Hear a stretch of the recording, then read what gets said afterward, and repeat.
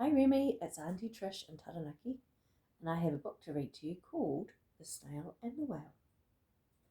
It's written by Julia Donaldson and it's illustrated by Axel Scheffler.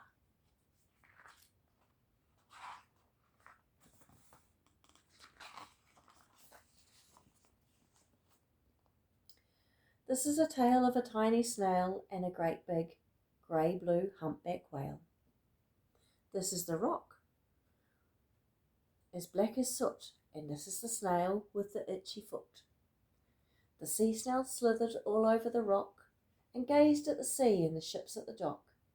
And as she gazed, she sniffed and sighed, "Ah, the sea is deep and the world is wide. How I long to sail," said the tiny snail.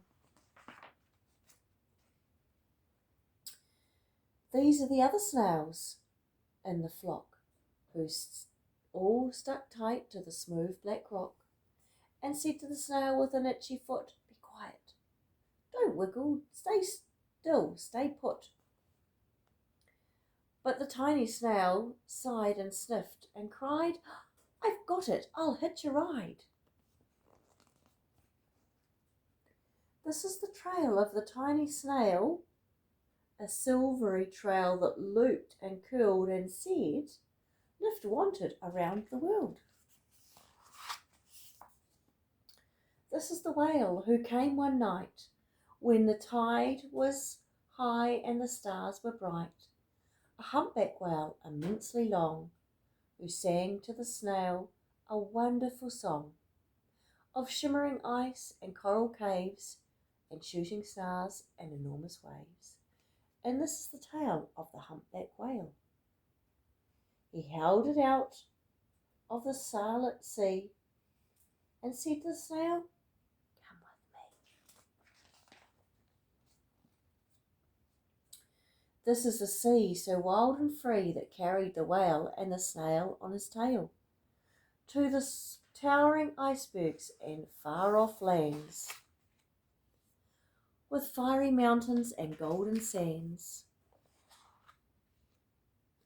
These are the waves that arched and crashed, that foamed and frolicked and sprayed and splashed the tiny snail on the tail of a whale.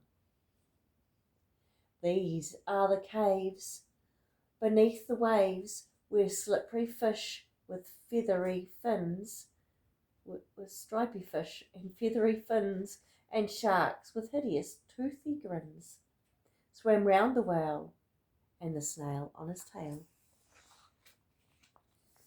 This is a sky so vast and high, sometimes sunny and blue and warm, sometimes filled with a thunderstorm, with zigzag lightning flashing and frightening the tiny snail on the tail of the whale.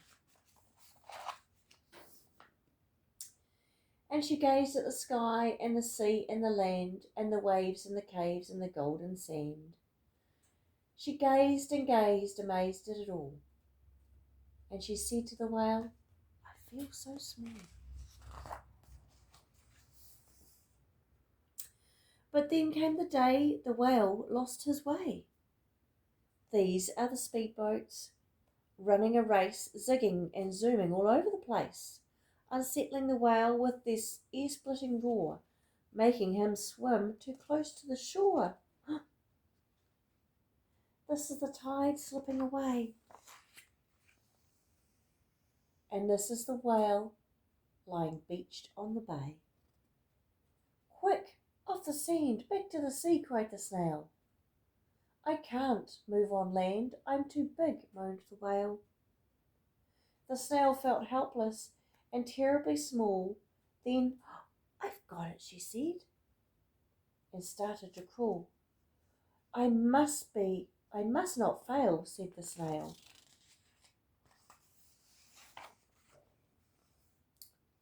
This is the bell on the school in the bay, ringing the children in from their play. This is the teacher holding the chalk, telling the class, "Sit straight, don't talk." This is the board as black as soot, and this is the snail with the itchy foot. "A snail, a snail!" the teacher turned pale. "Look," said the children, "it's leaving a trail." This is the trail of the tiny snail, a silvery trail saying, "Save the whale." These are the children running from school, fetching the fireman digging a pool, squirting and spraying to keep the whale cool.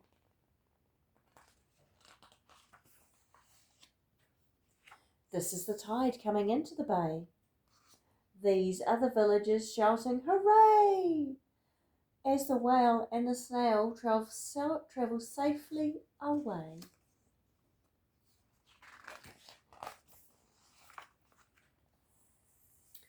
Back to the dock and the flock on the rock, who said, "How time's flown, and haven't you grown?"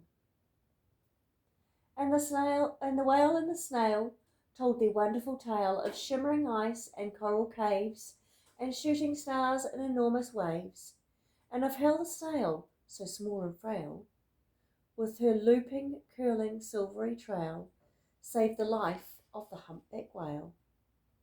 Then the humpback whale held out his tail,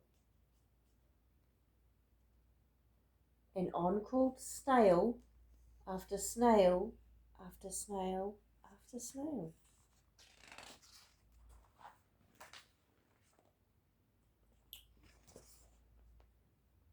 And they sang to the sea as they all set sail on the tail of the grey-blue humpback whale. And that is the end.